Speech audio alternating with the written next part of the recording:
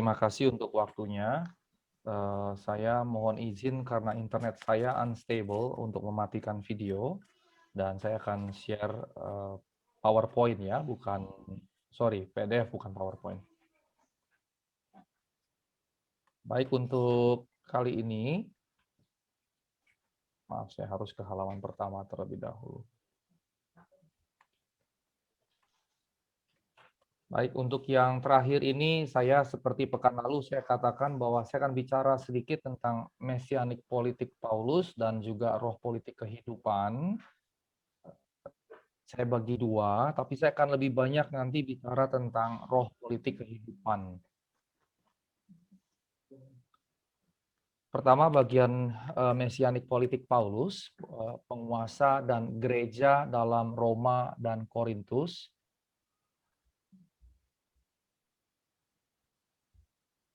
Ada beberapa poin yang saya ingin bagi kalau Ibu Bapak membaca tulisan-tulisan dari Paulus, khususnya Roma dan Korintus, maka akan nampak bahwa Paulus sangat peduli dengan keadilan. Keadilan sebetulnya menjadi tema yang sangat signifikan, sangat penting bagi Rasul Paulus. Dia bukan yang minor begitu. Dia justru menjadi tema yang mayor.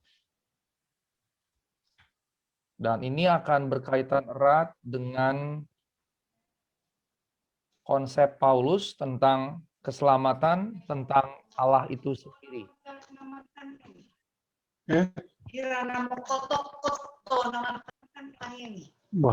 Ibu Bapak mohon mikrofonnya dimatikan supaya saya tidak feedback ya. Terima kasih.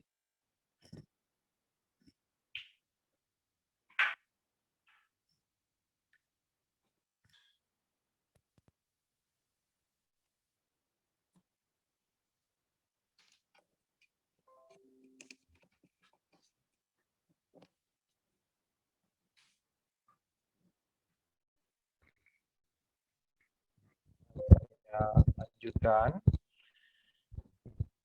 Yang kedua, poin yang saya ingin sampaikan di sini adalah bahwa Paulus memilih itu telah gagal.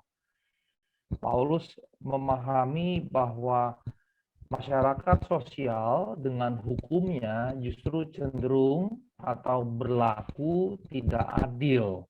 Sehingga dalam perspektif Paulus, keadilan sosial dipahami telah gagal. Karenanya, Paulus beralih dan menawarkan apa yang disebut sebagai keadilan ilahi atau divine justice. Keadilan ilahi atau divine justice artinya bahwa bagi perspektif teologis Paulus, Allah mensyaratkan keadilan. Mustahil bicara Allah tanpa bicara keadilan. Mustahil bicara teologi tanpa bicara keadilan. Karena bagi Rasul Paulus, keadilan dan Allah tidak terlepaskan. Ketika kita bicara nama Allah, ketika kita bicara terminologi Allah, maka tidak bisa tidak, pasti kita berbicara mengenai atau berbicara tentang terminologi keadilan. Bahkan nama Allah dan istilah keadilan dianggap dalam pemahaman teologi Paulus sebagai dua sisi satu mata uang. Sehingga bicara Allah tetapi tidak bicara keadilan menjadi tidak lengkap, bahkan timpang. Bicara Allah tidak mungkin tanpa menyematkan secara kuat di dalamnya keadilan. Dan keadilan bagi Rasul Paulus berasal dari Allah. Keadilan tidak ada pada dirinya sendiri. Keadilan berasal daripada Allah. Allah adalah adil. Allah adalah adil. Kalau kita kebanyakan misalnya berkata Allah adalah kasih, maka seringkali ini menjadi semacam argumentasi untuk kemudian pasrah pada ketidakadilan demi ketidakadilan. Padahal bagi Rasul Paulus, Allah adalah kasih, itu ada di 1 Yohanes 4 ayat 8 dan ayat 16, tidak bisa membuat, menafikan, menegasikan Allah adalah adil. Sehingga dua-duanya harus hadir begitu. Nah, keadilan karenanya tidak dilihat sebagai ansih pada dirinya sendiri berada, tetapi berasal dari Allah. Allah adalah adil. Allah adalah keadilan. Karenanya kemudian Rasul Paulus, maka keadilan justru jadinya politik, bersifat politik atau politis begitu. Mengapa? Karena keadilan tidak boleh diterapkan hanya untuk individu. Dia harus bagi masyarakat, diterapkan bagi masyarakat. Maka ketika saya katakan tidak boleh diterapkan hanya bagi individu, karenanya individu dianggap sebagai bagian dari masyarakat tersebut harus diterapkan di dalam masyarakat. Bahkan kalau kita mau melihat percakapan yang lebih jauh di situ, maka masyarakatnya tidak boleh dibatasi dalam konteks tertentu. Masyarakatnya tidak boleh dibatasi misalnya dalam ukuran keagamaan hanya bagi orang Romawi, tidak. Tetapi keadilan harus berlaku bagi masyarakat yang lintas batas. Pertama-tama dia tidak boleh berlaku bagi individu saja, dia harus berlaku bagi masyarakat, dan yang berikutnya, yang kedua konsepnya, masyarakat dipahami sebagai masyarakat yang utuh, bukan masyarakat yang terkotak-kotak begitu. Bukan dalam pengertian masyarakat yang terkotak-kotak. Karenanya dia lintas religiositas, dia lintas ras, dia lintas ya. Nah, karenanya dia jadi sangat politik, jadi sangat politis. Nah, rekan-rekan, saya ingin memaparkan keadilan mesianik di sini. Bagi Paulus, hukum dan keadilan tidak berjalan.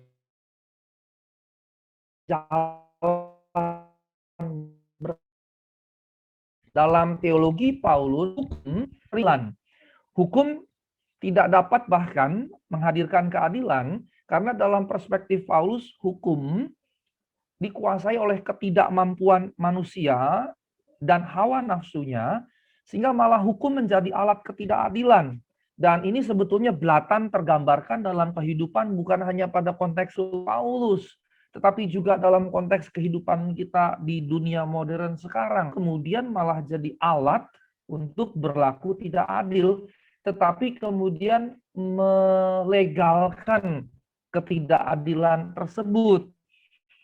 Hukum bahkan seringkali digunakan jadi alat kekuasaan, bahkan kemudian alat penindasan.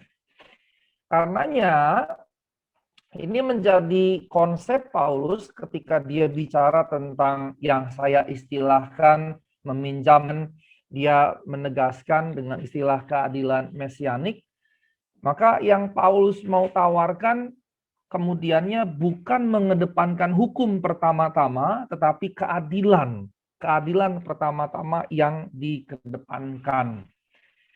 Kalau hukum yang dikedepankan, maka penilaiannya jelas hukum tidak dapat menghadirkan keadilan, karena keadilan dikuasai ketidakmampuan, juga dia akan menjadi alat ketidakadilan, alat kekuasaan, bahkan alat penindasan. Nah, karenanya keadilan mesianik yang digadilan yang datang terlebih dahulu, yang hadir lebih dahulu, sehingga dengannya hukum mengambil dasar-dasarnya. Jadi keadilan yang seharusnya hadir, yang ada di depan, baru dari situ hukum. Nah, dalam perspektif keadilan mesianik ini, maka keadilan yang datang terlebih dahulu ini datang dalam Allah yang berkorban melalui anaknya bagi umat manusia. Dan Paulus membungkus ini dalam perspektif kristologis jadinya. Dalam perspektif kristologis, Allah yang berkorban melalui anaknya bagi umat manusia, ditekankan adalah pengorbanan. Nilai ini yang ditekankan. Nah, karenanya kemudian keadilan ilahi kristologis ini menghadirkan keadilan bagi umat manusia. Ketika kita memahami bahwa Allah berkorban melalui anaknya bagi umat manusia, dan keadilan mesianik berarti memberikan penekanan pengorbanan, maka keadilan direkatkan dengan nilai-nilai pengorbanan, tetapi tidak boleh dipahami dengan direkatkan pada memakan korban. Ini dua hal yang dibedakan begitu ya. Jadi kalau kita lihat di bagian sebelumnya, hukum tidak dapat menghadirkan keadilan karena dikuasai ketidakmampuan dan hawa nafsu manusia. Justru kebalikannya, maka Allah mengorbankan anaknya bagi umat manusia, sehingga nilai yang menjadi sentrumnya adalah pengorbanan. Sehingga keadilan yang mesianik adalah keadilan yang rela berkorban bagi sesamanya, yang rela berkorban keluar dari dirinya bagi orang-orang lain. Nah, keadilan ilahi yang kristologis inilah yang kemudian harus menyertai pengorbanan, tapi bukan makan korban. Kalau makan korban, saya kalau dia jadi alat ketidakadilan, alat kekuasaan, alat penindasan, maka orang-orang lain jadi korban saya. Istilah mesianik, maka dari saya keluar, saya berkorban bagi orang-orang lain. Dan tadi saya katakan bahwa di bagian awal ini adalah sifatnya politis, sehingga nilai ini bukan sekedar menjadi nilai individual, tetapi nilai ini jadi nilai komunal. Terlepas dari, mungkin rekan-rekan bisa bilang, Pak, kalau saya bukan Kristen bagaimana? Yang ditekankan di sini bukan percaya pada Kristusnya. Dalam konteks keadilan mesianik, tentunya bagi Paulus, dia menekankan aspek kristologi dalam imannya kepada Kristus. Tetapi ketika kita bicara dalam konteks politik keadilan mesianik yang dimaksud, maka bukan berarti, bukan dalam konstelasi berpikir seseorang harus percaya kepada Kristus, bukan. Tetapi nilai yang dihadirkan adalah bukan dari orang-orang lain kepada penguasa, dari orang-orang lain, dari rakyat kepada pemimpin politis, dari masyarakat kepada para pemimpin masyarakat, politik, dan lain-lain, tetapi justru dari kita kepada orang keluar. Sehingga dari sini nilai keadilan diubahkan. Dan dari situlah hukum kemudiannya dirunut. Hukum kemudian dirunut. Sehingga prosesnya dibalikkan seperti itu. Nah, rekan-rekan sekalian, prinsip ini yang menjadi menarik. Prinsip ini menjadi menarik. Mengapa? Karena ada semacam konsep bahwa saya mau, sebentar, apakah saya bisa melakukan ini? Oke. Whiteboard dulu, izinkan saya share dengan whiteboard. Jadi kalau ada penguasa di sini, itu secara politis tentunya karena kita dalam konteks politik, maka ini masyarakat begitu, maka masyarakat ini wajib memberi hormat, wajib tunduk, wajib seperti itu. Maka ketika Paulus berkata, hormatilah, di Roma pasal 13, saya share kembali, di Roma pasal 13, dikatakan tiap-tiap orang harus takluk kepada pemerintah, dan seterusnya, Maka, apa yang mau digagas orang pada penguasa? Namun kemudian modelnya adalah dalam model masyarakat di mana di sini ada penguasa, maka modelnya adalah masyarakat, begitu. Saya bisa gambarkan 6 ini saja, 6 begini. Maka ketika awalnya penguasa, maka Paulus katakan kita harus saling menghormati. Jadi memang kita mesti menghormati penguasa yang gila hormat, begitu ya, yang gila hormat. Dan zaman now para penggila hormat itu bisa menggunakan medsos yang demikian beragam, Facebook, Instagram, Twitter, dan segala macam dengan pencitraan-pencitraan. Paulus katakan, iya masyarakat memang harus memberi hormat, tetapi pada sisi yang lain, sesama kita juga harus saling memberi hormat. Sesama kita juga harus saling memberi hormat. Dengan model seperti ini, maka bisa dikatakan kemudian sikap saling menghormati yang kemudian hadir, yang penguasa dihormati oleh masyarakat, namun di dalam masyarakat juga ada saling menghormati. Jadinya apa? Jadi nilai hormat tadi dari penguasa masyarakat begini diturunkan oleh Paulus. Ini tidak lagi berlaku sedemikian, tetapi menjadi egaliter karena setiap masyarakat, setiap anggota masyarakat wajib saling menghormati satu dengan yang lain. Tidak ada batasan sama sekali. Semuanya saling wajib menghormati. Sehingga pada sisi dia katakan pemerintah semua seharus dihormati, tetapi kita juga harus saling menghormati. Sehingga kemudian karena yang hadir dalam keadilan mesianik tadi. Yang hadir dalam keadilan mesianik yang itu kemudian menjadi semacam ide filosofis di balik apa yang Paulus sampaikan. Nah, yang kedua ketika Paulus perintahkan memberi hormat bahkan tunduk kepada masyarakat, maka yang menarik adalah Yahudi, kemudian di dalamnya ada gereja yang baru bertumbuh, yang menjadi bagian besar dari Kekaisaran Romawi, yang jauh lebih besar. Sehingga ketika Paulus katakan gereja harus tunduk kepada, ini saya kembalikan, ini Romawi, ketika gereja yang kecil ini, yang ini pun harus tunduk ke sini. Sehingga gereja dengan kata lain dalam politik Paulus kemudiannya berada dalam kekuasaan Romawi yang kuat dan mengeluarkan dirinya dalam kekuasaan Yahudi. Sehingga alih-alih dalam 3 layer seperti ini kan jadi seperti 3 layer, ya.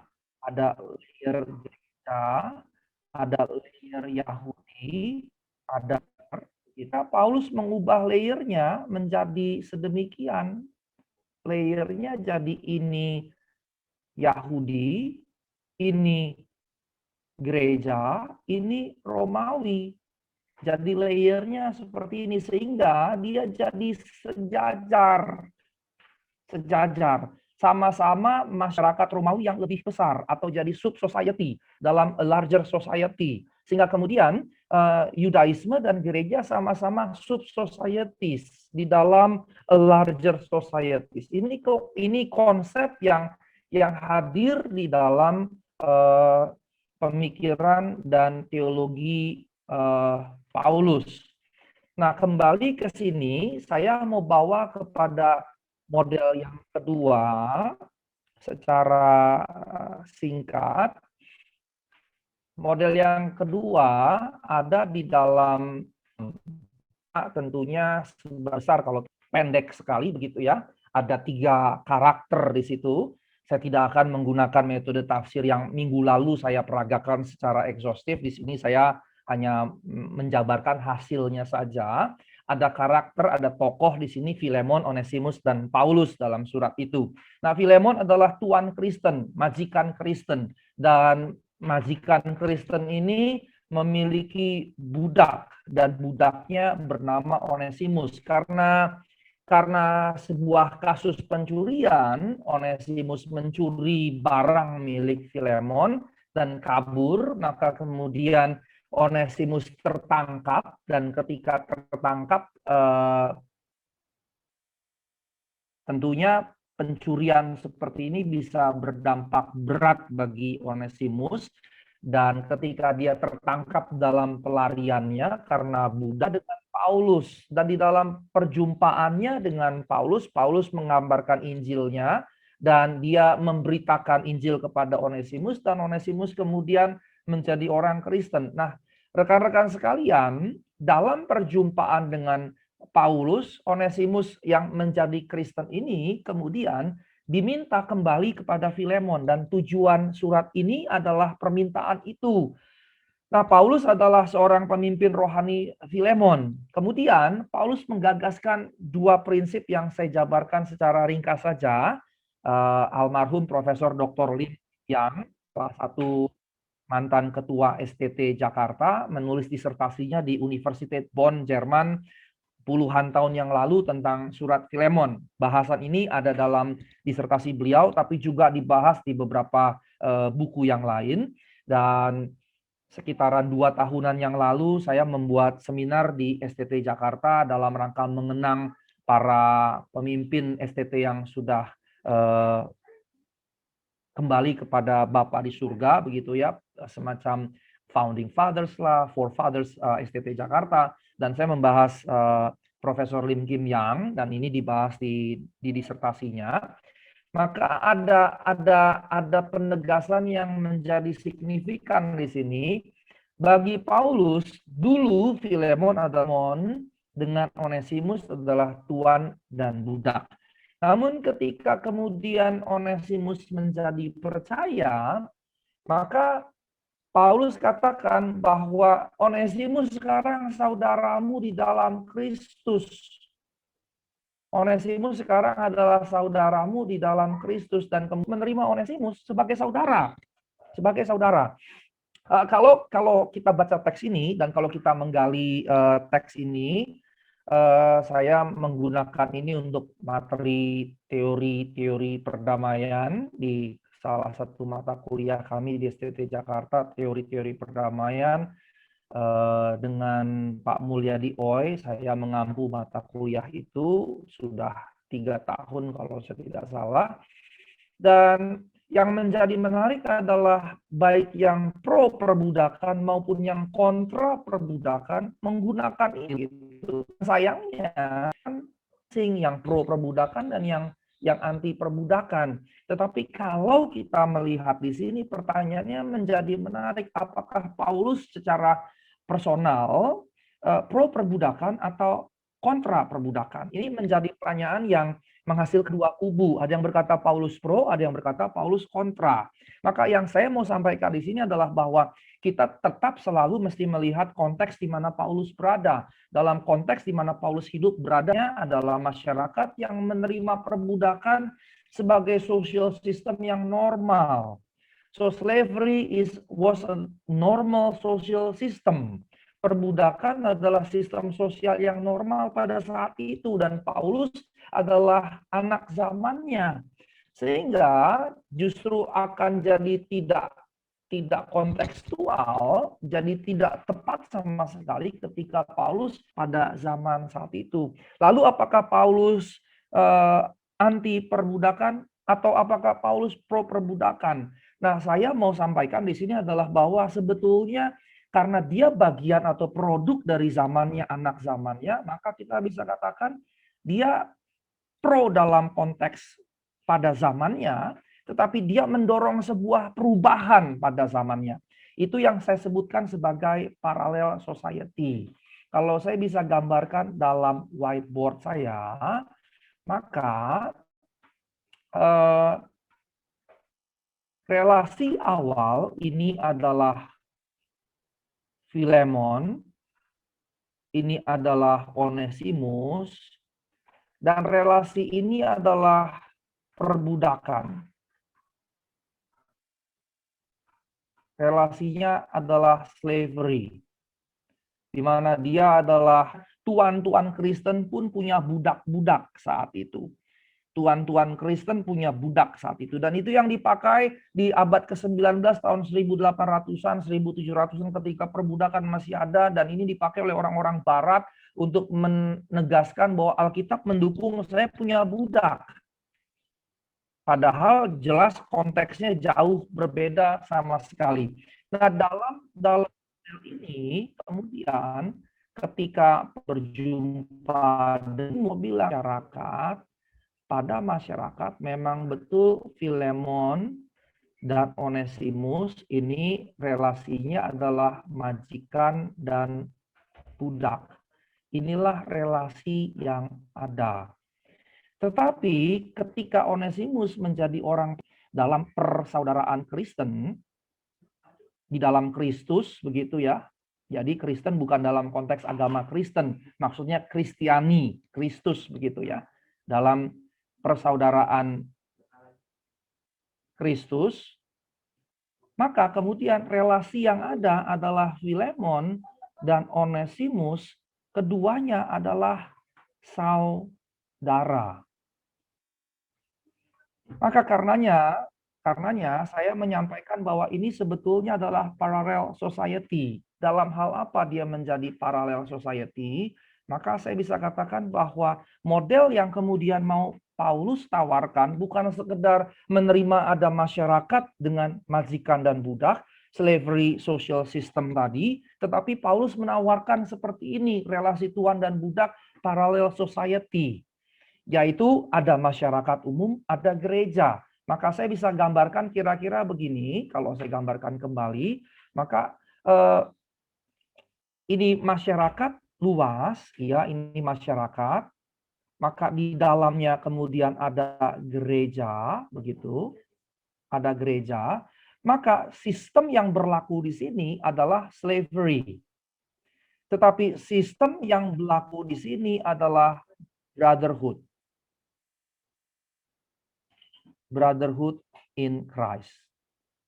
Ini yang saya sebut dengan istilah parallel society. Jadi ada semacam paralel, ada sistem sosial masyarakat yang berlaku di sini yaitu slavery tadi, slavery, tetapi kemudian di dalam gereja yang berlaku bukanlah slavery, tetapi yang berlaku di dalam gereja adalah brotherhood in Christ.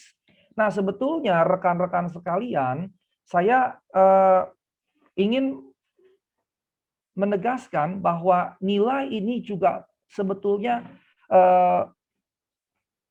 belum ada di banyak gereja. Belum ada di banyak gereja. Sekarang bayangkan jikalau kita ada di sebuah daerah begitu, ada kita sebagai pendeta, kemudian jemaat kita, di situ ada pemimpin daerah, kepala daerah, kemudian ada pejabat politik yang lain seperti misalnya jaksa tinggi, ada kapolda, ada pangdam, kemudian di bawahnya ada bupati, kemudian ada pejabat-pejabat yang lain, kemudian ada rakyat biasa dan seterusnya.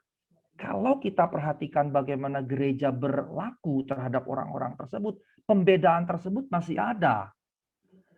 Model civil society yang berlaku di dunia masyarakat, kemudian gereja cuma menerima saja. Padahal 2000 tahun yang lalu Paulus mengatakan sistem perbudakan boleh ada di masyarakat, tapi di dalam gereja itu tidak boleh berlaku.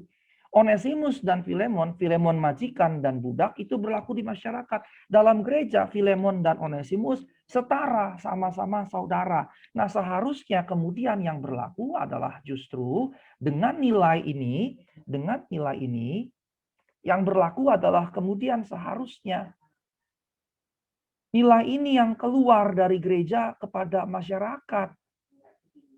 Dan harusnya inilah yang jadi perjuangan gereja. Sehingga kemudian masyarakat tidak lagi memiliki nilai slavery, sehingga nilai brotherhood yang setara tadi menjadi nilai masyarakat.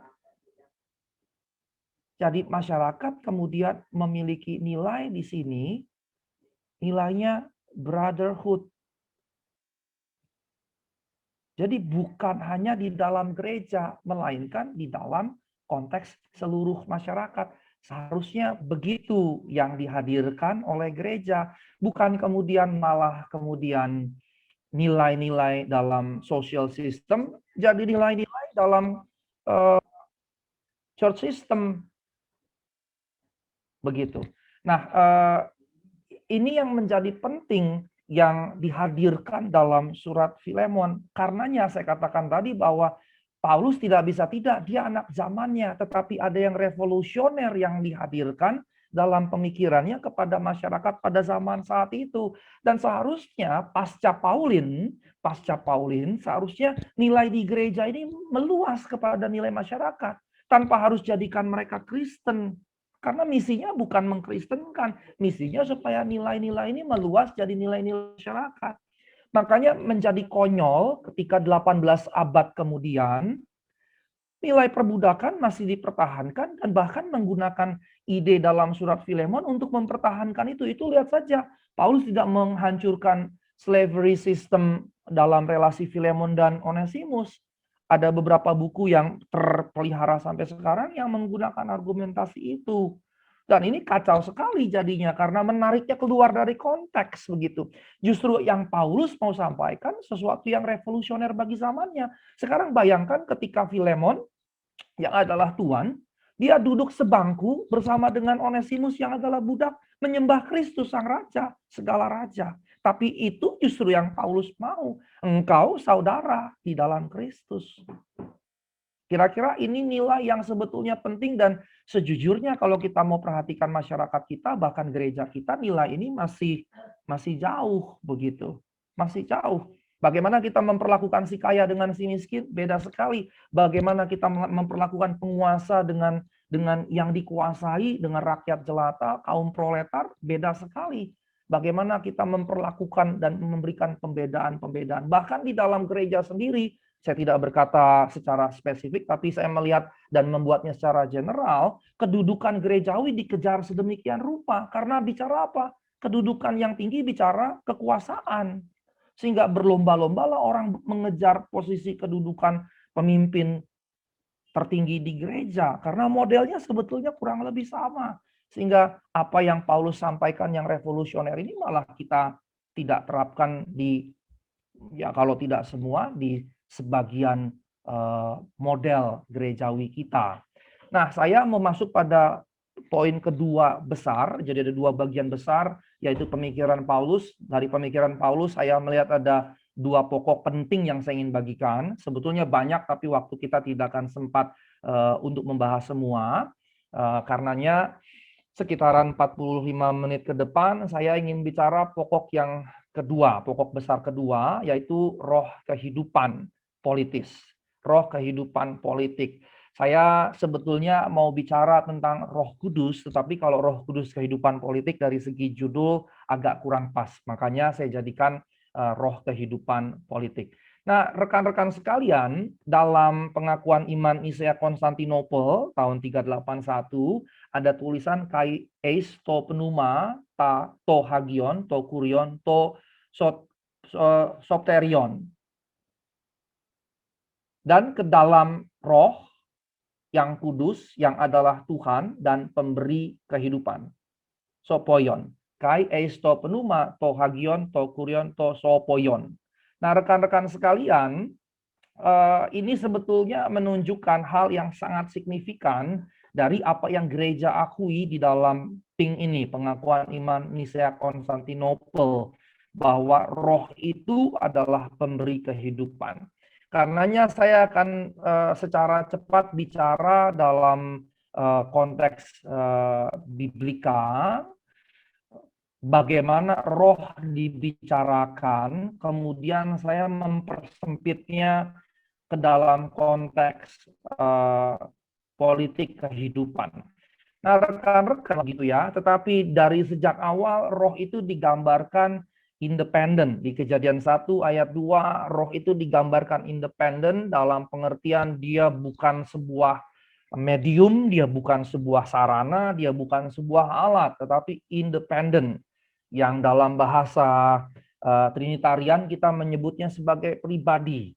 Tetapi dia yang independen juga harmonis dengan Allah. Karenanya kemudian dalam sebagian teks dikatakan roh itu pun diutus oleh Allah. Nah kemudian Ayub 33 ayat 4 berkata bahwa roh Allah menciptakan manusia. Sehingga konteks berpikirnya adalah Trinitarian. Nah, dalam bahasa Ibrani, kata ruah berarti juga angin, berarti juga nafas, dan pada mulanya gambaran yang diberikan Allah muncul sebagai kuasa, begitu ya, sebagai kuasa yang bergerak di atas samudera raya dan ikut serta dalam pekerjaan menciptakan langit dan bumi. Jadi gambarannya jadi powerful begitu ya, jadi sangat penuh kuasa. Nah, kemudian Roh Kudus yang adalah nafas Allah, dia memberi kehidupan kepada ciptaannya. Nah, saya ingin sedikit keluar terlebih dahulu, saya mau bawa kita kepada Kejadian pasal 1. Kejadian pasal 1. Saya mau share teks Alkitab kita. Kejadian 1 ayat 26 dan 27. Ini ada teks Alkitab yang saya bisa bagikan. Ya, maka Allah menciptakan manusia menurut gambar Allah diciptakannya dia. Nah, kita seringkali berpatokan pada ini dan kemudian karenanya kita menganggap kita adalah ciptaan yang paling luhur, paling agung begitu. Dan ini membuat kita terpeleset pada eksploitasi terhadap ciptaan. Padahal kemudian di pasal yang kedua, kisah penciptaan diulang dari perspektif yang berbeda. Dan perspektif yang kedua ini yang justru seringkali terabaikan. Dalam hal apa dia terabaikan? Ketika Allah menciptakan manusia, ya, ketika Allah menciptakan manusia, saya bawa dulu, ya. Ketika Allah menciptakan manusia, maka ada bagian di mana Allah menciptakan manusia dari debu tanah. Karenanya Rabu kemarin kita merayakan Rabu Abu. Nah, rekan-rekan yang terkasih, kalau kita membaca teks-teks di sini, pasal 1 ayat 3, ketika menciptakan terang, maka Allah berfirman, jadilah terang. Terang tercipta karena Allah berfirman. Kemudian cakrawala juga demikian, Allah berfirman, dan seterusnya, dan seterusnya. Ketika Allah menciptakan segala isi alam semesta, maka Allah berfirman. Gitu ya. Ketika Allah menciptakan manusia, Allah kemudian maka ketika Allah menciptakan manusia di ayat yang ke-7, narasi kedua yang berbeda dibanding narasi pertama, manusia diciptakan segambar dan serupa dengan Allah, maka di pasal 2 ayat 7, Allah membentuk manusia dari debu. Kita dari debu tanah.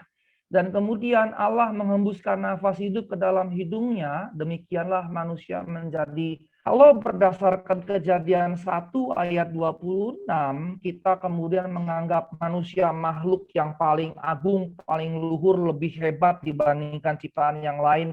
Dan kita terpleset gara-gara keagungan, rasa keagungan tadi, dan mengeksploitasi alam. Maka di pasal 2 ayat 7, kita diciptakan dari debu tanah. Dan kita hidup hanya karena Allah menghembuskan nafasnya. Jadilah manusia, maka manusia itu jadi. Pasal 2 ayat 7 justru menunjukkan kita lebih rendah dibandingkan yang lain-lain. Yang lain-lain tercipta dari firman Allah. Verbi. Hologos tuteu. Dari firman Allah. Tetapi manusia, Allah tidak berfirman untuk menciptakannya. Dia tidak tercipta dari firman Allah.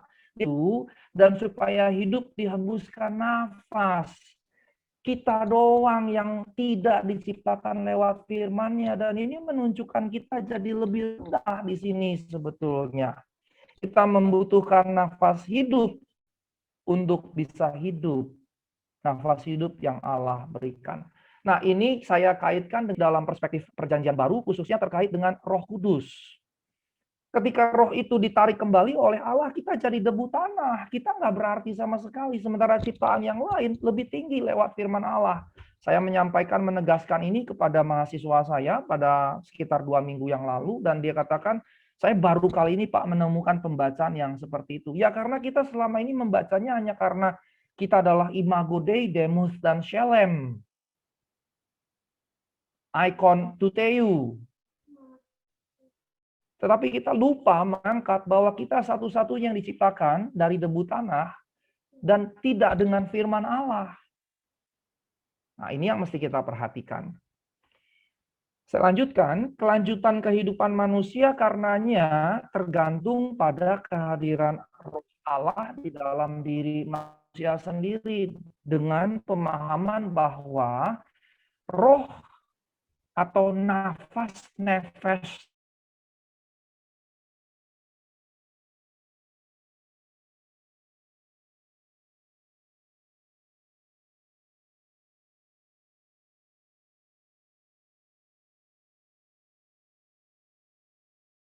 Allah dan Bezalel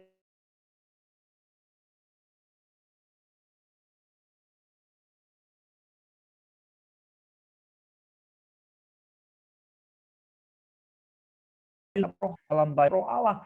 Karenanya macam ide di sini, ide di mana bahwa ketika saya berakal budi dan bijaksana, maka itu karena roh Allah. Jadi klaimnya bukan, tapi ketika saya berakal budi dan saya bijaksana, maka itu karena roh Allah. Itu karena roh Allah. Nah, kemudian roh Allah berperanan dalam menetapkan, memampukan para pemimpin Israel di dalam melaksanakan tugas mereka. Sehingga tugas kepemimpinan, baik yang paling tinggi maupun yang di level yang paling rendah, karena nanti kalau di Musa misalnya, nasihat Yitro ada kepemimpinan sekian puluh, sekian rakyatnya, yang ujungnya adalah Musa, kepemimpinan yang berjenjang, yang kita terapkan dalam model demokrasi modern kita, dari presiden, gubernur, bupati, wali kota, kemudian ada camat, ada lurah, ada RW dan RT, dan seterusnya. Begitu ya, struktur seperti modern. Harus ada delegasi tugas, harus ada delegasi kekuasaan. Kira-kira seperti itu.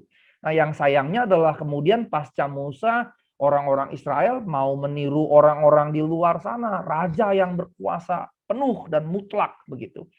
Nah, kepemimpinan ini dipahami juga seorang yang memimpin masyarakat, rakyatnya, bangsanya dengan baik, dipahami dipimpin oleh Roh Allah begitu. Karenanya di awal yang lalu saya katakan Kores dipahami sebagai yang diurapi, yang paralel dengan Mesias begitu.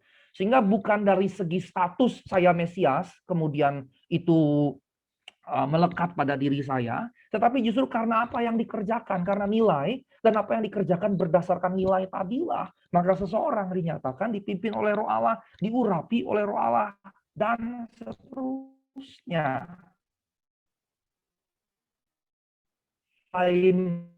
Klaim dipimpin, diurapi Roh Allah, jadi klaim pada status begitu. Sehingga ini diterapkan dalam konteks raja-raja. Raja-raja Israel dianggap kemudiannya suaranya tidak bisa di maka baru di situ kita menyatakan bahwa kepemimpinannya karena dipimpin oleh Roh Allah seperti Musa, Yosua, Yusuf, dan seterusnya. Nah, kemudian saya bergerak lebih jauh. Kepenuhan Roh Allah dikaitkan dengan tugas kepemimpinan, tugas raja, tugas kenabian, dan kemudian perjanjian lama, zaman baru dilihat sebagai zaman Roh Allah. Saya mengutip Yoel 2 ayat 28 yang kemudian dikutip oleh Petrus pada hari pencurahan Roh Kudus, hari Pentakosta, Kisah Rasul pasal 2, dan Petrus mengatakan bukan bicara ke situ, tetapi bicara menurut pemahaman Yesus yang diteruskan oleh Petrus tetapi juga oleh Paulus, bahwa zaman itu tergenapi ketika Kristus datang. Dengan kata lain, zaman Roh Allah ini berarti sejak Kristus datang. Sejak Kristus datang. Nah, kalau kita melihat bagaimana dia kemampuan, keahlian, pengetahuan manusia, kemudian berkaitan dengan kepemimpinan, berkaitan dengan termasuk raja dan lain-lain, juga kemudian maka kemudian ketika kita memahami bahwa zaman Roh Allah itu berarti sejak Kristus hadir, maka peranan-peranan atau nilai-nilai yang dihadirkan oleh Roh Allah yang dikisahkan di perjanjian kuat dalam gereja. Kalau kita lihat poin-poin ini sebetulnya ini juga berkaitan dengan politik, kan kira-kira begitu ya. Nah, karenanya kalau kita masuk dalam perjanjian baru, maka dalam perjanjian baru Roh Kudus digambarkan relatif lebih banyak begitu, dan dia sangat menonjol dikisahkan dalam peristiwa yang berhubungan dengan kelahirannya dikaitkan dengan Roh Kudus. Maria misalnya mengandung karena Roh Kudus, dan Maria katakan, aku belum menikah, bagaimana mungkin? Maka malaikat katakan, yang mustahil bagi manusia mungkin bagi. Nah, pada baptisan Yesus dia muncul seperti burung merpati, dan ini seringkali muncul disebut dalam hubungan dengan misi Kristus. Misalnya ketika Yesus dituduh mengusir setan dengan kuasa penghulu setan Beelzebul atau penguasa setan begitu, penghulu setan kalau kata bahasa Indonesia, maka Yesus kemudian menegaskan engkau menghujat Roh Kudus, karena dengan kata lain mereka hendak berkata bahwa jahat itu adalah penghulu setan. Segasan dari sejak baptisannya, kemudian pencobaan di padang gurun, menjelaskan bahwa karyanya tidak terlepas dari karya Roh Kudus itu. Nah, rekan-rekan sekalian, Roh Kudus ini yang disebut oleh Yesus sebagai parakletos atau penghibur, dan ini istilah juga menarik karena parakletos selain berarti penghibur, sebetulnya juga berarti secara sintaksis pengacara yang menangani kasus seseorang, sekutu yang memihak, menguatkan, dan memberi semangat. Jadi ada nuansa politik dan hukum dalam istilah parakletos di situ. Pengacara yang menangani kasus seseorang, jadi tentunya kalau pengacara menangani kasus saya, dia membela saya. Kan kira-kira begitu ya. Ada di pihak saya. Tapi dia juga bisa bicara yang menguatkan, yang memberikan semangat kepada saya. Nah, kemudian ketika dia mati dan bangkit dan naik ke surga, maka masuklah pada zaman Roh Kudus yang dijanjikan dan turun, dikisahkan di Kisah 2 ayat 1 kepada orang-orang yang percaya yang hadir di sana. Nah, rekan-rekan sekalian, karenanya dia menciptakan gereja, dia beri kuasa untuk misi di dalam dunia, misi Allah di dalam dunia. Nah, kehidupan kita ada di antara kedatangan Kristus yang pertama dengan kedatangan Kristus nanti, dan kita terletak di antara kedua kedatangan Kristus ini. Maka kehidupan ini adalah kehidupan dalam Roh Allah, dalam karya Roh Allah. Teks saya cantumkan, tidak akan bacakan, yang bicara tentang pokok apa yang saya sampaikan tadi. Nah, rekan-rekan sekalian, Parakletos mengacu kepada seorang wakil pribadi. Tadi saya jabarkan secara sintaksis dia berarti pengacara atau juga bisa berarti sekutu. Maka di sini dia mengacu semacam wakil pribadi, dan ketika Yesus berkata, aku mengutus seorang penghibur yang lain, penolong yang lain, parakletos, dan Yesus bicara tentang Roh Kudus sebagai penghibur yang lain, penolong yang lain, maka Yesus mau menegaskan, aku juga penolong, aku juga penghibur, aku adalah penolong, aku adalah penghibur, dan kemudian Roh Kudus jadi penolong, jadi penghibur, yang berarti sebetulnya melanjutkan pekerjaan Yesus. Maka ketika kita berkata bahwa gereja adalah tubuh Kristus, maka gereja adalah tubuh Kristus dalam dan hanya di dalam karya Roh Kudus. Gereja hanyalah menjadi korpus Kristi di dalam karya Roh Kudus. Dia tidak menjadi tubuh Kristus jikalau dia tidak berada di dalam karya Roh Kudus. Ini menjadi satu teologi yang signifikan di dalam Injil Yohanes ini. Karena kemudian Kristus dan Roh Kudus pada satu sisi disamakan sebagai pribadi, tapi di sisi yang lain digambarkan sebagai harmonis dan berkelanjutan. Bukan sebuah keterpisahan.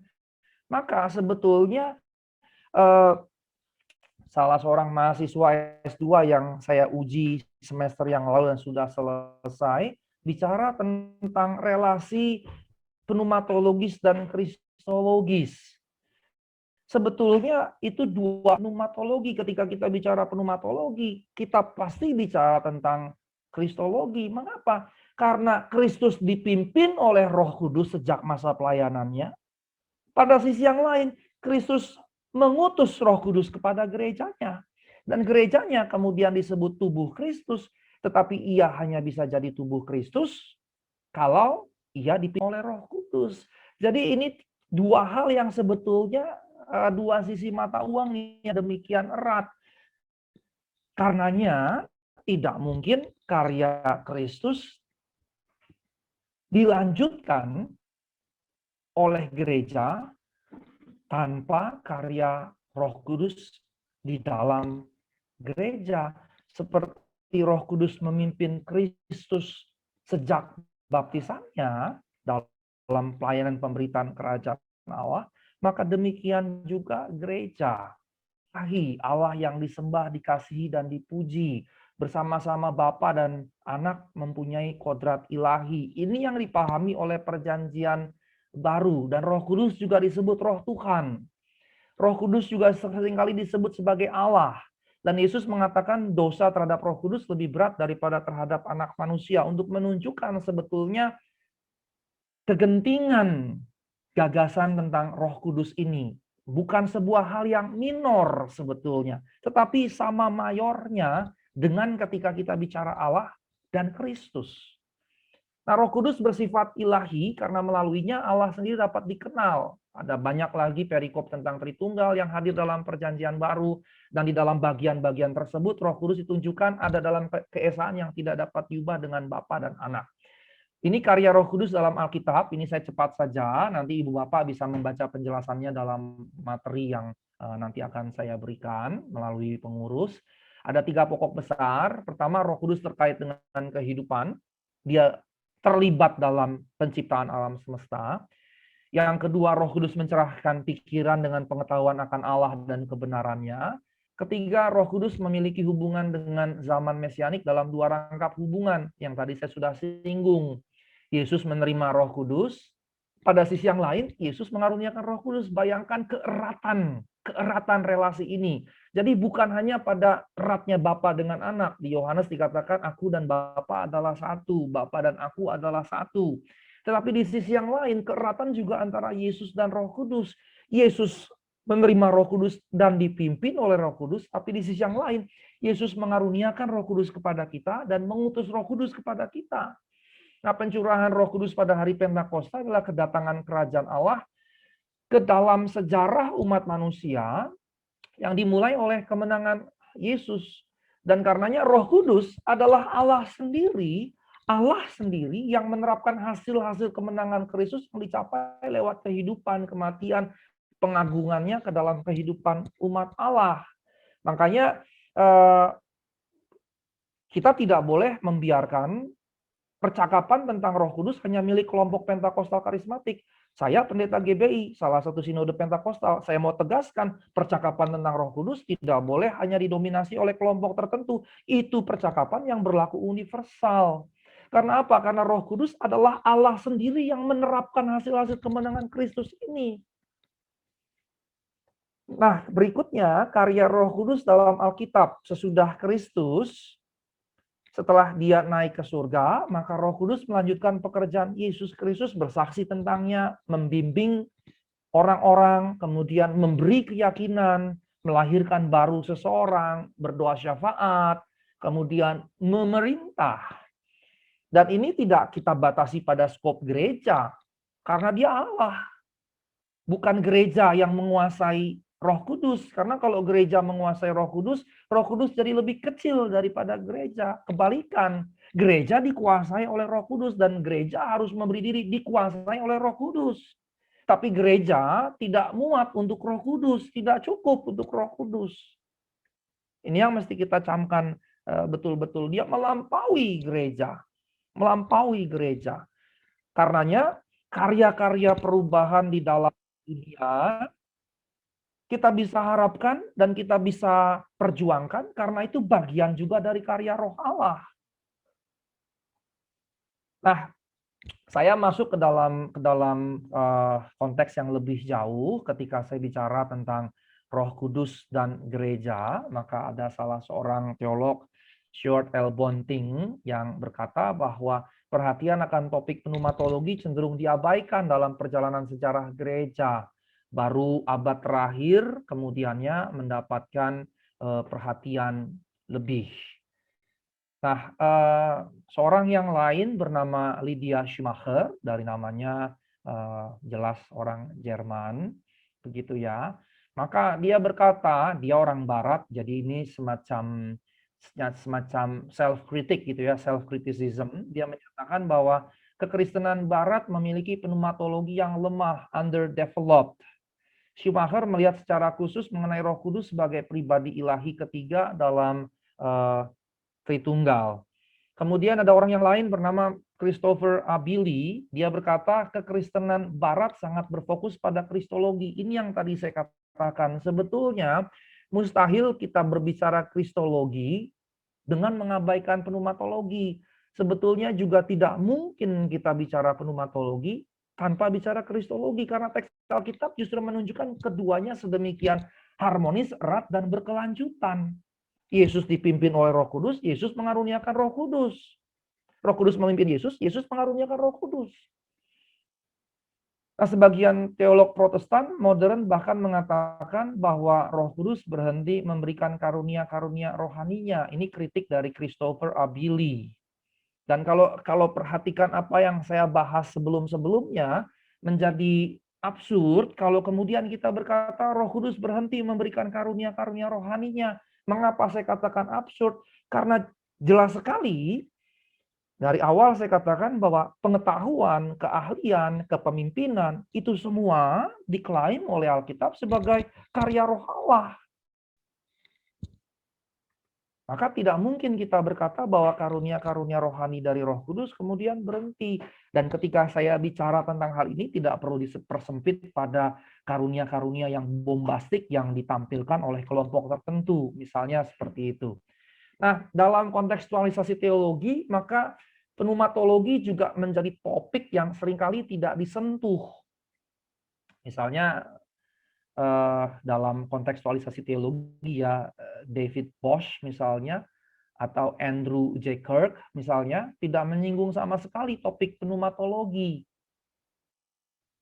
Nah, Robert J. Schreiter tidak mendefinisikan peranan Roh Kudus dalam kontekstualisasi, namun dia menyatakan seseorang tidak akan mungkin berbicara mengenai sebuah komunitas yang mengembangkan teologi lokal tanpa dipenuhi oleh Roh Kudus dan berkarya di dalam kuasa Roh Kudus tersebut. Ini menjadi hal yang penting karena bagi Schreiter, pengembangan teologi lokal itu sebetulnya adalah karya Roh Kudus di dalam umat di dalam umat, di dalam konteks lokal tadi, misalnya konteks Indonesia, atau yang lebih kecil misalnya konteks Papua, maka teologi lokal yang dikembangkan baik dalam konteks misalnya Asia, kemudian Indonesia, atau Papua misalnya, maka itu adalah bagian dari karya Roh Kudus sesungguhnya dan dilakukan di dalam kuasa Roh tersebut. Nah, ini saya mundur justru, saya mengutip salah seorang bapak gereja, Cyprianus, saya kutip dalam terjemahan bahasa Inggris. When I drank in the Spirit from heaven, a second birth made me into a new man. Immediately, in a marvelous manner, what was doubtful was confirmed, what was closed opened, what was shadowy shone with light, what before seemed difficult, I was granted the means to do, and it was possible to practice what I had thought impossible. Ketika saya minum di dalam roh yang berasal dari sorga, kelahiran kedua membuat saya menjadi seorang manusia yang baru. Segera di dalam cara yang ajaib, apa yang begitu meragukan menjadi diteguhkan, apa yang tertutup menjadi terbuka, apa yang samar-samar kemudian menjadi terang benderang, apa yang nampaknya sulit kemudian saya diberikan sarana untuk dapat melakukannya. Dan apa yang mustahil, yang saya pikir mustahil untuk saya lakukan, menjadi mungkin saya lakukan. Ini pernyataan dari Cyprianus. Sebetulnya ada nuansa tersirat yang mau disampaikan dari Cyprianus di sini adalah bahwa kita tidak boleh bergantung pada diri kita sendiri, pada kekuatan kita sendiri, tetapi dunia kita bergerak makin jauh untuk selalu atau punya tendensi bergerak menggantungkan diri kita pada kekuatan-kekuatan kita sendiri. Cyprianus menegaskan justru kebalikannya. Nah, karenanya kita perlu melakukan semacam pembacaan ulang dan redefinisi tentang Roh Kudus. Apa yang saya jelaskan di atas menunjukkan bahwa gereja selama ini cenderung mengabaikan peranan Roh Kudus dalam gereja, apalagi di dalam dunia. Apalagi di dalam dunia. Apa yang di dalam dunia mencakup terutama dalam percakapan kita konteks politis. Karena kalau kita sepakat dari sejak pekan pertama apa yang disampaikan oleh Miroslav Volf bahwa segala sesuatu itu politis dan tentunya segala tindakan Yesus juga politis, maka kita bisa katakan dalam konteks percakapan kita di sesi keempat ini, segala sesuatu yang di dalam dunia itu juga karenanya bersifat politis. Maka menjadi justru signifikan bagaimana kita memahami Roh Kudus berperan di dalam dunia ini, di dalam konteks politik tadi, dan bagaimana kemudian kita memberdayakan diri kita di dalam peranan Roh Kudus tadi. Nah, apa yang diajarkan oleh kitab suci tentang Roh Kudus karenanya perlu dibaca ulang. Apa yang dipercaya oleh gereja tentang Roh Kudus perlu dipikirkan ulang. Matthew P. Lawson membuat semacam redefinisi tentang Roh Kudus. Dia menganjurkan untuk memahami Roh Kudus sebagai begini.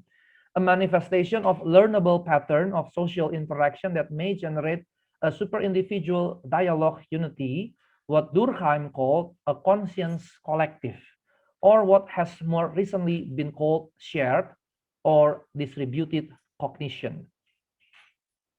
Jadi Matthew P. Lawson, kalau rekan-rekan perhatikan dari awal ketika saya mulai masuk bagian kedua percakapan kita malam hari tentang Roh Kudus, saya katakan kita tidak boleh membatasinya pada gereja, seakan-akan gereja jadi lebih besar dari Roh Kudus karena gereja muat untuk dimasuki Roh Kudus sepenuhnya.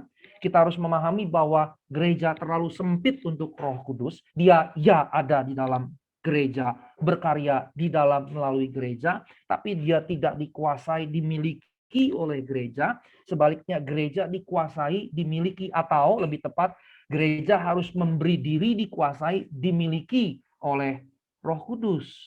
Dan Matthew P. Lawson menjabarkan lebih definit dari apa yang tadi saya pelan-pelan mulai jabarkan. Baginya karenanya a manifestation of learnable pattern of social interaction that may generate a super individual dialogue unity. What Durkheim called a conscience collective. Kesadaran bersama. A conscience collective atau kolektivitas kesadaran. Atau apa yang akhir-akhir ini disebut sebagai kognisi yang dimiliki bersama, atau yang dibagikan bersama, atau yang sama-sama dimiliki. Nah, kesadaran kolektif, istilah yang saya gunakan, berwujud dalam interaksi sosial. Kesadaran kolektif berwujud dalam interaksi sosial. Dan ini menghasilkan kesatuan dialog antar individu, dan kesadaran kolektif yang berwujud dalam interaksi sosial yang menghasilkan kesatuan dialog antar individu inilah yang menurut Matthew P. Lawson ia sebut sebagai Roh Kudus. Rekan-rekan perlu perhatikan bahwa inilah upaya redefinisi tentang Roh Kudus tadi. Begitu ya, kita harus beranjak keluar dari segala perdebatan klasik mengenai Roh Kudus dan yang lain-lain begitu, tetapi masuk pada upaya redefinisi Roh Kudus yang tetap alkitabiah. Lawson karenanya menunjukkan aspek sosial bahkan interaksi sosial dari Roh Kudus. Tadi saya sudah katakan ketika bicara messianic just, keadilan messianik, maka jelas dia bicara tentang sosial. Dia bicara tentang keadilan sosial. Dan ini jelas bicara aspek sosial yang luas tadi. Dan Roh Kudus karenanya dalam penjelasan ini memiliki aspek sosial bahkan interaksi sosial. Bukan saja bahwa pembacaan pemahaman akan Roh Kudus perlu kita perdalam dalam konteks kita masing-masing, karena tadi kan dikaitkan juga dengan konteks lokal begitu, dan juga jadi ada semacam temporal konteks, konteks waktu, kemudian ada juga social konteks, konteks sosial. Kalau konteks waktu sekarang dengan 50 tahun yang lalu jelas berbeda. Era reformasi 9899 dengan era sekarang berbeda. Era kolonialisme dengan perjuangan kemerdekaan berbeda, dengan tahun 66 sampai 69 berbeda, tahun 2020 juga berbeda. Karenanya pemahaman pembacaan Roh Kudus perlu diperdalam dalam kaitan konteks masing-masing untuk meredefinisikan Roh Kudus dalam bahkan pemahaman gerejawi eklesiologis kita di dalam konteks kita di Indonesia atau dalam konteks yang lebih kecil tadi.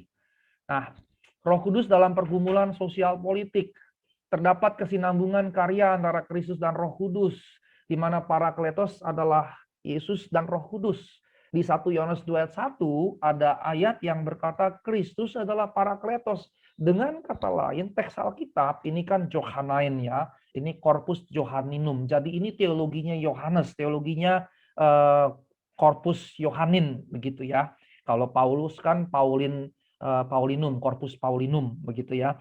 Nah, ini adalah Corpus Johanninum. Ini pemikiran teologis dalam Corpus Johanninum bahwa Yesus dan Roh Kudus adalah Parakletos, sehingga tadi di awal saya sudah katakan ini dua sisi satu mata uang, dan di sini nampak lagi ada kesinambungan, ada keberlanjutan, ada hubungan yang erat dan harmonis di antara keduanya. Jadi Parakletos adalah Roh Kudus, tapi juga Yesus. Yesus disebut Parakletos, Roh Kudus disebut Parakletos.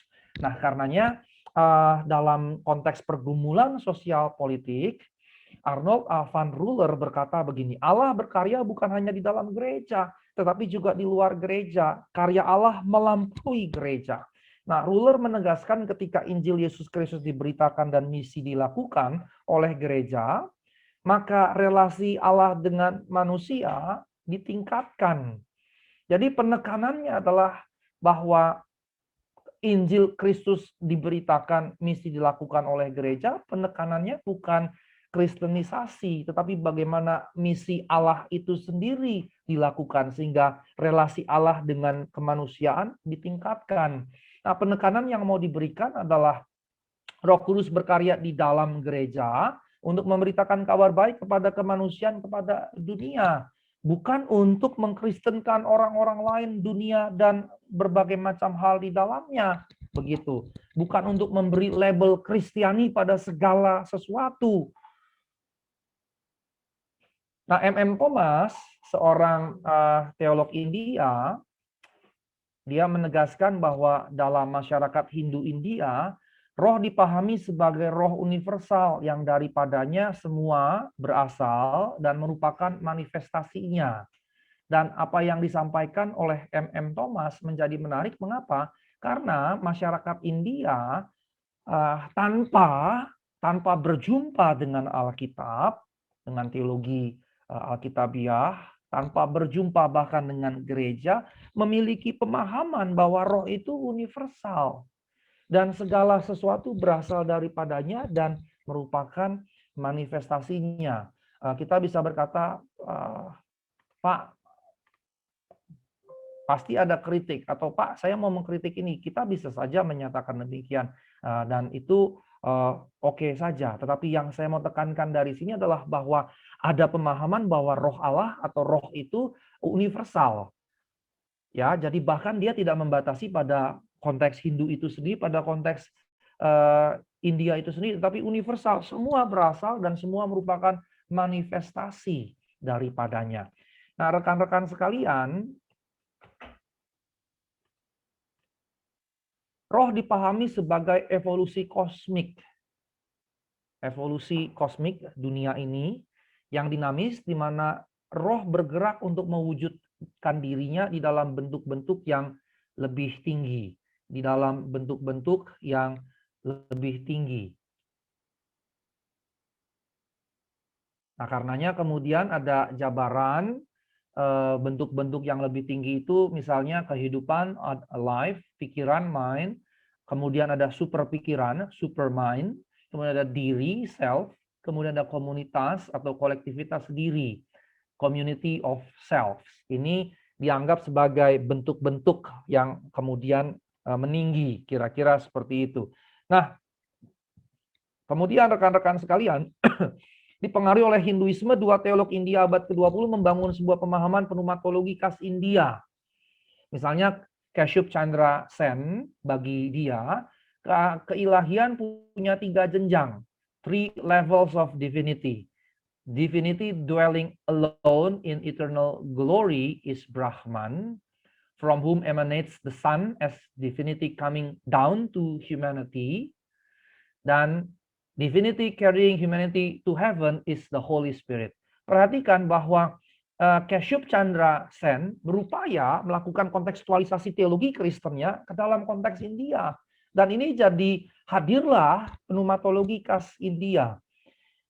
Jadi kalau kita pahami ini adalah Trinitarian, maka divinity dwelling alone in eternal glory is Brahman, Father, God the Father, from whom emanates the Son as divinity coming down to humanity, and divinity carrying humanity to heaven is Holy Spirit. Nah, teolog India lainnya, P.C. Majumdar, dia menegaskan ketritunggalan Roh Kudus, keberadaan, existence, kecerdasan, intelligence, kemudian sukacita atau joy. Nah, Roh Kudus yang bertugas menanggung proses kreatif menampilkan Sang Anak sebagai tujuan kemanusiaan dan memenuhi tujuan tersebut.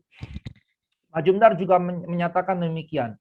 How the one universal can detach himself into countless individualities and again reunite these into the same spirit, into the same undifferentiated humanity all the world over, as it were into all identity of thought, heart, and aspiration, passes the understanding.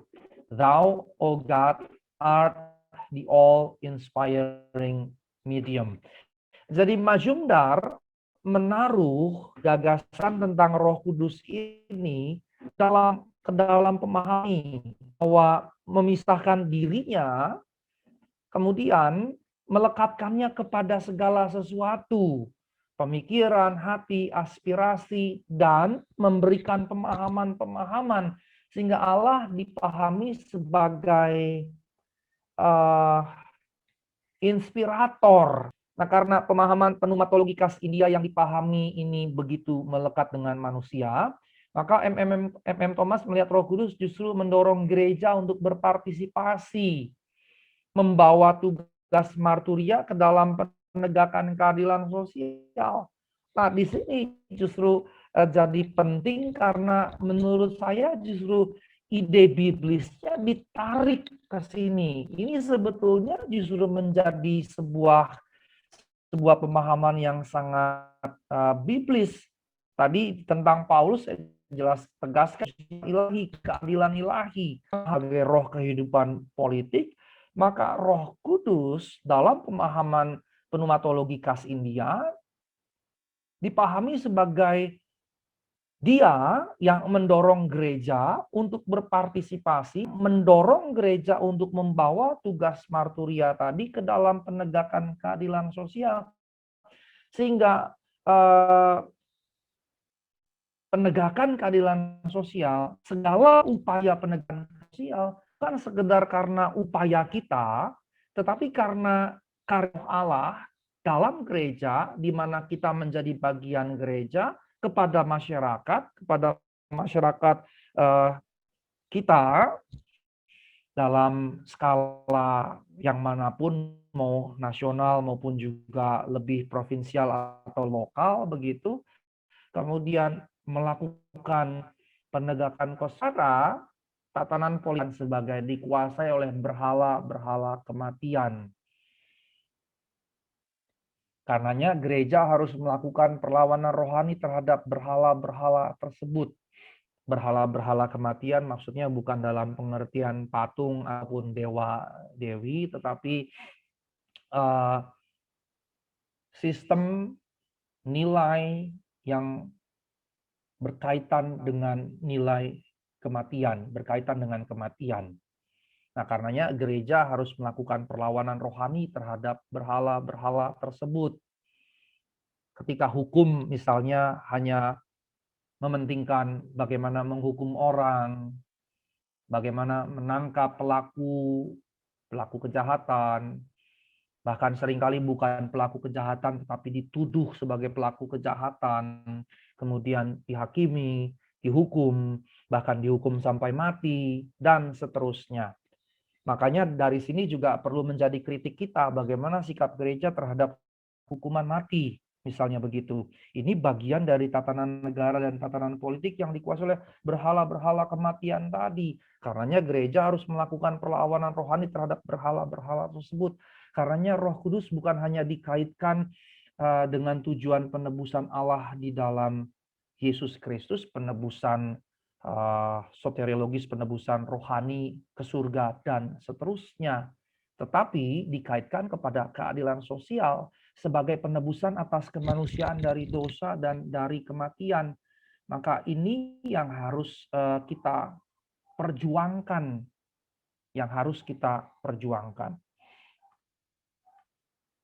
Nah, Rene Girard misalnya mengatakan Yesus merupakan jembatan dari jurang antara Allah dengan kemanusiaan dengan menjadi penolong. Dan kemudian Yesus yang adalah penolong dalam relasi yang harmonis dengan dalam Allah Tritunggal, mengutus penolong yang lain, yaitu Roh Kudus untuk melanjutkan perjuangan nir kekerasan di tengah kemanusiaan itu. Yang kemarin pekan lalu saya sudah jabarkan dengan sebuah eksegesis yang exhaustive tadi. Saya menjabarkan mengapa saya punya pemahaman bahwa perjuangan Yesus adalah bukan pasivitas, tapi juga bukan radikalitas dengan kekerasan, tetapi adalah the third way, the way, perjuangan dengan nir kekerasan. Minggu lalu saya jabarkan secara eksegetis. Nah, Roh Kudus yang diutus oleh Kristus menjadi penolong yang lain, penolong berikutnya dalam model yang erat, harmonis, dan berkelanjutan tadi, untuk melanjutkan perjuangan nir kekerasan di tengah-tengah kemanusiaan tadi. Lalu ketika Roh Kudus melanjutkan dengan apa? Apa medium Roh Kudus? Kalau Kristus jelas manusia yang hadir secara fisik, tapi Roh Kudus adalah roh, maka karenanya gereja yang harus kemudian menjadi kendaraan, menjadi sarana di mana roh berdiam di dalamnya, dan kemudian melanjutkan perjuangan nir kekerasan tadi, dengan pemahaman bahwa gereja tidak memiliki Roh Kudus, tapi gereja dimiliki dan dipimpin oleh Roh Kudus. dengan pemahaman bahwa gereja tidak menguasai Roh Kudus sehingga gereja lebih besar dari Roh Kudus, tetapi gereja dikuasai oleh Roh Kudus karena Roh Kudus jauh lebih besar daripada gereja. Dengan pemahaman gereja tidak mampu, tidak memadai, tidak cukup memadai untuk Roh diam di dalamnya, karenanya dia melampaui batas-batas gerejawi, tetapi dia melibatkan gereja di dalamnya untuk melanjutkan perjuangan nir kekerasan tersebut. Karenanya Roh Kudus diperlukan untuk bekerja menghapuskan kekerasan di dunia ini dan semua berhala kekerasan. Nah, rekan-rekan yang terkasih, Girard melihat bahwa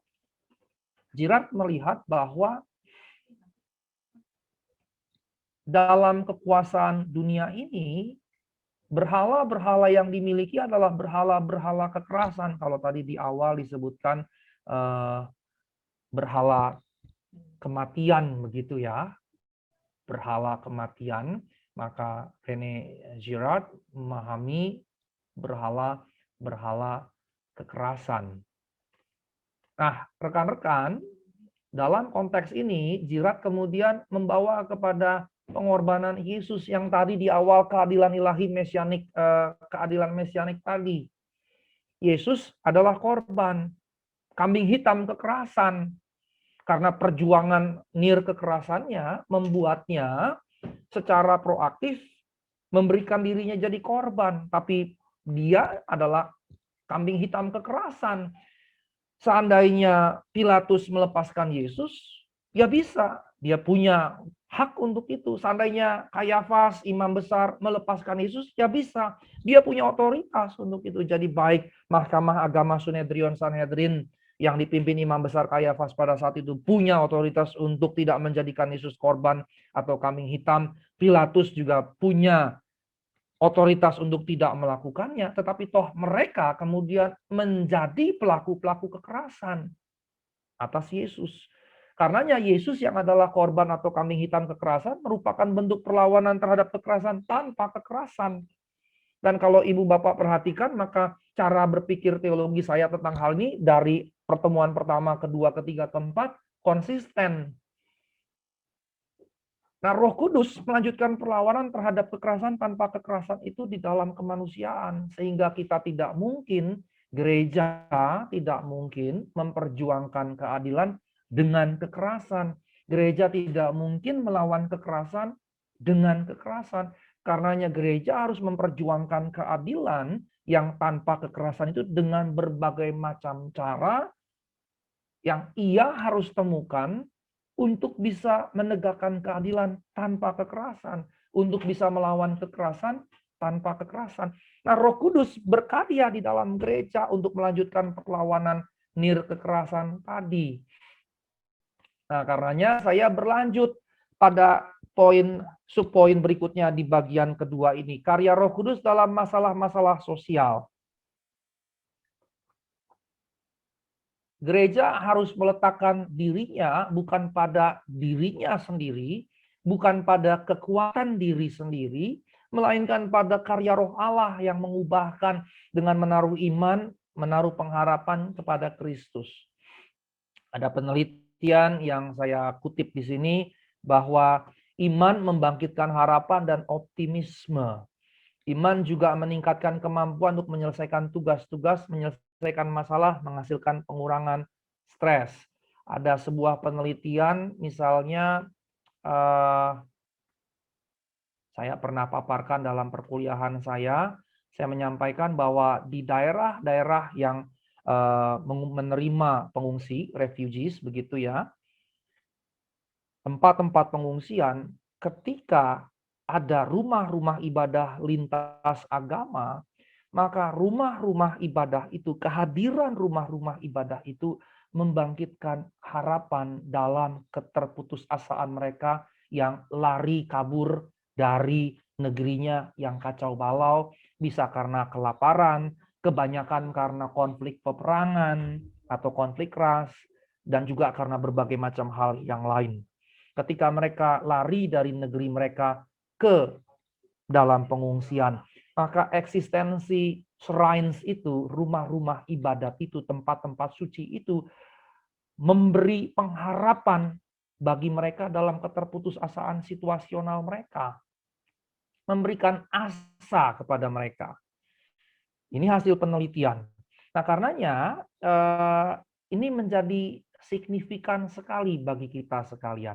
Nah, rekan-rekan, saya ingin berbagi satu penelitian dari profesor bidang social work di Amerika, John R. Belcher. Dia katakan bahwa Roh Kudus juga berkarya bagi orang-orang yang terpinggirkan, termasuk kaum papa, bahkan gelandangan. Ketika Yesus memproklamasikan kerajaan Allah, maka Yesus sedang memberikan solusi kepada pergumulan masalah sosial, di antaranya menolong orang-orang yang terpinggirkan tersebut. Nah, rekan-rekan,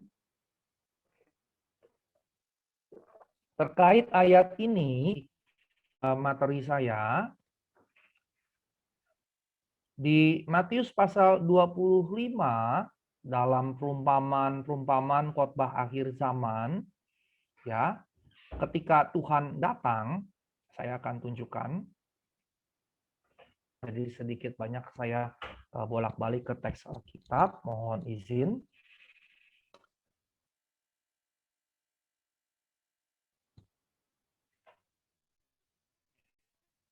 Dan raja itu akan berkata kepada mereka yang di sebelah kanannya, "Mari hai kamu yang diberkati oleh Bapakku, terimalah kerajaan yang telah disediakan bagimu sejak dunia dijadikan. Sebab ketika aku lapar, kamu memberi aku makan. Ketika aku haus, kamu memberi aku minum. Ketika aku seorang asing, kamu memberi aku tumpangan. Ketika aku telanjang, kamu memberikan aku pakaian. Ketika aku sakit, kamu melawat aku. Ketika aku di dalam penjara, katanya, Tuhan, bila manakah kami mau lapar dan kami memberi engkau makan, atau haus dan kami memberi engkau minum, dan seterusnya. Dan raja itu menjawab mereka, aku berkata kepadamu, sesungguhnya segala sesuatu yang kamu lakukan untuk salah seorang dari saudaraku yang paling hina ini, kamu telah melakukannya untuk aku. Terkasih, satu ketika mahasiswa saya dalam materi pembulatan studi teologi, dan dia membahas tentang orang-orang marginal dekat kampus yang mereka sering datang, kadang-kala ajak ngobrol, kadang-kadang nyanyi bareng, kadang-kadang mereka bawa ya nasi semampu mereka beli dengan uang mereka sebagai mahasiswa. Terus mereka dengan bangganya berkata kepada kami, pada saya dan ada satu dua dosen yang lain, mereka berkata begini, kami menghadir, kamu justru keliru kalau berdasarkan Matius pasal 25, Matius 25 ayat 40, justru ketika kamu memberi makan mereka, kamu memberi makan Yesus di situ, sehingga bukan kamu yang membawa Yesus, mereka berjumpa dengan Yesus dengan kehadiranmu, tetapi kamu yang justru berjumpa dengan Yesus ketika kamu memberi makan mereka yang tidak akan. Justru di sanalah Yesus, dan kamu berjumpa Yesus di sana. Bukan kamu yang bawa Yesus sehingga mereka berjumpa dengan Yesus, tapi kamu yang berjumpa Yesus di sana. Itu yang saya tegaskan berdasarkan teks ayat ini.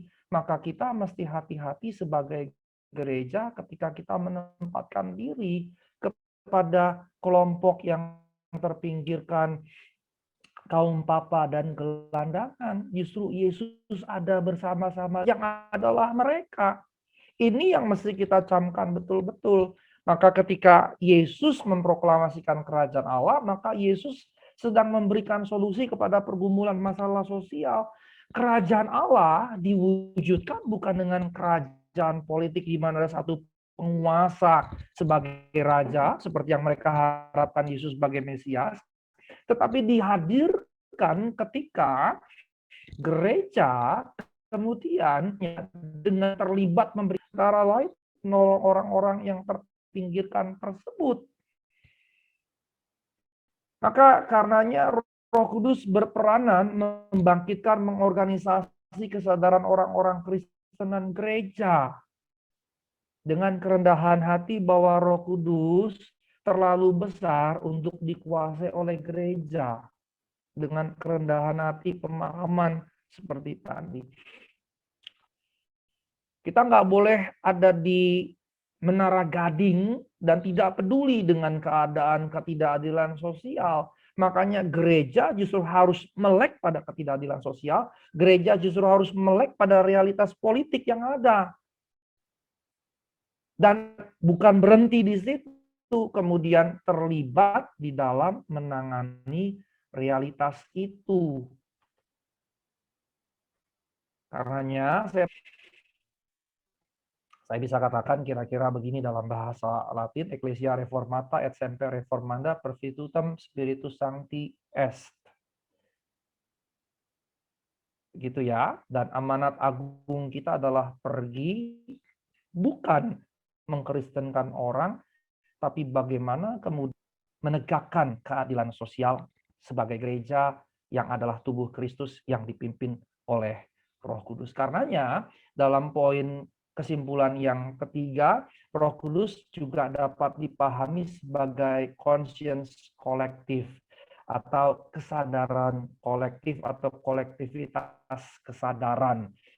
Sehingga kalau kita memahaminya sebagai conscience kolektif, kita bisa katakan bahwa sekalipun dia bukan orang Kristen, tetapi ketika dia mengerjakan kebaikan-kebaikan, keadilan sosial, dan lain-lain, Roh Allah di dalam dirinya, di dalam berpolitik, di dalam berbangsa, dan bernegara. Sekian pemaparan saya. Terima kasih untuk kebersamaan dan sabar nanti apa yang saya sampaikan. Tuhan memberkati kita sekalian.